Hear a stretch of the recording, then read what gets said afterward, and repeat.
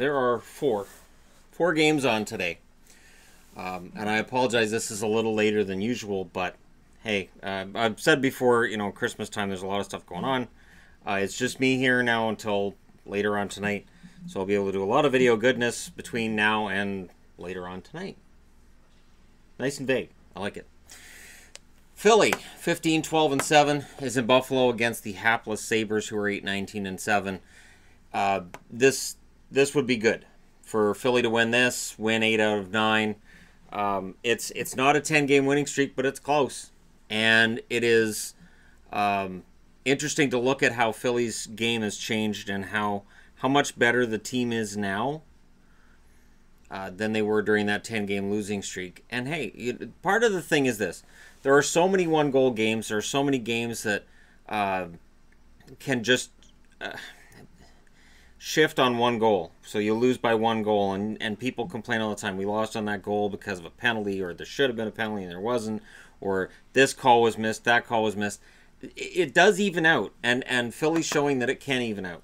So a team that I looked at early on in the season and said they're the most unlucky team in the league, things are finally balancing out for them. It's a hockey god's way. But things are not balancing out for Buffalo. The good news for Buffalo is Jack Eichel seems to be getting better as a player. He's maturing. Much like what I go through in Vancouver with Brock Besser, I think at this stage, you're looking at Eichel and his development and seeing that as the key going forward. And I mean, yeah, if they can get the number 1 draft pick and draft Dahlin on the blue line, if Dahlin and Ristolainen would make a very excellent top 2 for any defense, and it would have an effect on the whole franchise if they somehow got the number 1 draft pick and drafted him. Or number 2, Svechnikov. Svechnikov could be a big asset as well in that it would allow them to trade one of the other forwards.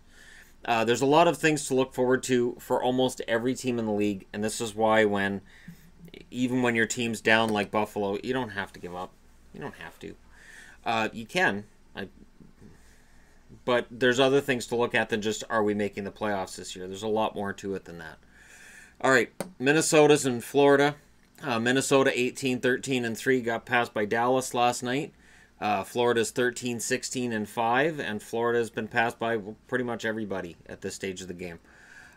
It's important with Florida at home that they take advantage of home ice against the Minnesota Wild. Stalock against Reimer. I personally think Stalock's the better goaltender, and Stalock has played really pretty well this year. When Dubnyk went down, and there were people who said, well, now Minnesota's in deep trouble because now they have to go with Stalock. I don't see it that way at all. If something happened to Stalock, then you can start talking about Minnesota being in trouble. But at this point, I don't see it. For Florida, there's so many good young pieces there. It just doesn't all come together as a winning combination yet. Steadier she goes. Much like Buffalo, you just got to kind of ride this season out. Maybe they turn it around, but historically it usually doesn't happen. Usually. It's very rare that a team will go on this huge run all of a sudden after Christmas and make the playoffs and do really well. You might see a team go on a run and make the playoffs, but those teams will often get knocked out in the first round. Montreal, Calgary. Carey Price looked kind of human against Vancouver. They won that game. They won it 7-5. Smith is right now, I think, the better of the 2 goaltenders. And I'm not saying that to throw shade on Price. I'm saying it because I think Smith's been very good. That being said, it may be a matter of which defense is better. Now, Hamonic's been put on injured reserve. So Calgary is down to basically the defense they had last year. The good news is Dougie Hamilton is starting to round into form. If Dougie Hamilton can keep playing the way he has been lately, I think Calgary will be in all right. For Montreal, it's a matter of can they deal with a injured or limping Shea Weber and still manage to put together a decent defensive game? Remember, the defense with Weber in it, healthy, hasn't been anything to write home about for the most part. And having him out or having him walking wounded, like Carlson in Ottawa, could probably be the death knell for Montreal's hopes of doing anything this year. Washington's in Arizona. You can't find 2 teams with more opposite records right now since November than these 2. I think Washington's lost 6 since November 1st, and Arizona's won 6. And it's it's a pretty dramatic shift between these two teams. Washington's looked really good. They're 22-12-1 overall. Arizona's 7-24-5. If you're Barry Trotz, this game has to scare you a little bit. A little bit, because it's very easy to get into a game against the Arizona Coyotes and kind of get lulled into, well, we're going to win this. And the funny part is, it can be easier if you score first to get lulled into that false sense of security. Arizona has scored first often. And I think part of what happens is that Arizona is a poor team.